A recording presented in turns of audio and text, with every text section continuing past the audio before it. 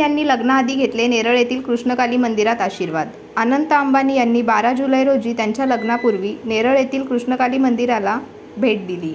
त्याच्या भेटीदरम्यान त्यांनी माध्यमांशी संवाद साधला आणि शुभ सुरुवातीसाठी दैवी आशीर्वाद घेण्यासाठी हवन केले। अनंत अंबानी यांनी प्रसारमाध्यमांच्या उपस्थितीबद्दल त्यांचे मनपूर्वक आभार व्यक्त केले आणि त्यांच्या सर्व आनंदाच्या प्रसंगी समान उत्साहाने सहभागी झाल्याबद्दल त्यांचे आभार मानले। त्यांनी भरत मेहरा, मंदिर बांधणारे आदरणीय परोपकारी आणि खगोलशास्त्रज्ञ यांचा परिचय करून देण्याची संधी घेतली आणि मेहरा यांच्या समाजातील महत्त्वपूर्ण योगदानावर प्रकाश टाकला।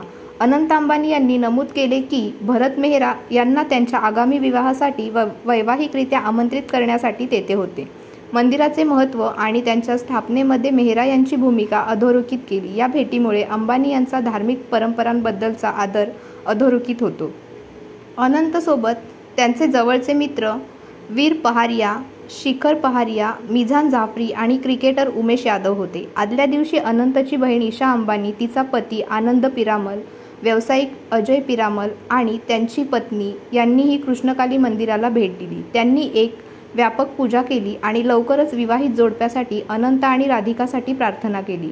ही भेट अनंत अंबानी यांच्या भक्तीवर प्रकाश टाकते आणि कृष्णकाली मंदिर ट्रस्टच्या परोपकारी प्रयत्नांकडे लक्ष वेधते, ज्यामुळे त्यांच्या आगामी विवाह सोहळ्याची संस्मरणीय प्रस्तावना बनते। अनंत अंबानी आणि राधिका मर्चंट हे जोडपे 12 जुलै रोजी मुंबईत लग्न करणार आहे। मैं आज नेरल में आया हूँ, यहाँ कृष्णकाली मंदिर में आया हूँ। राधा मीरा चैरिटेबल ट्रस्ट के कृष्णकाली मंदिर में यहाँ आया हूँ। कृष्णकाली मंदिर के जो अध्यक्ष हैं वो मेरे एक बड़े भाई जैसे हैं, भरत मेहरा जी। उनका मंदिर में आया हूँ। उन्होंने यहाँ गांव के लिए और आजू बाजू के वासियों के लिए बहुत अच्छा सा अस्पताल बनाया है और साथ में उन्होंने बहुत यहाँ मंदिर का बहुत अच्छा मंदिर स्थापित किया है। और मैं यहाँ बस मेरी शादी से पहले यहाँ मोबाइल लेने आया हूँ और माता जी का और यहाँ पे हर एक स्थापित भगवान का आशीर्वाद लेने आया हूँ।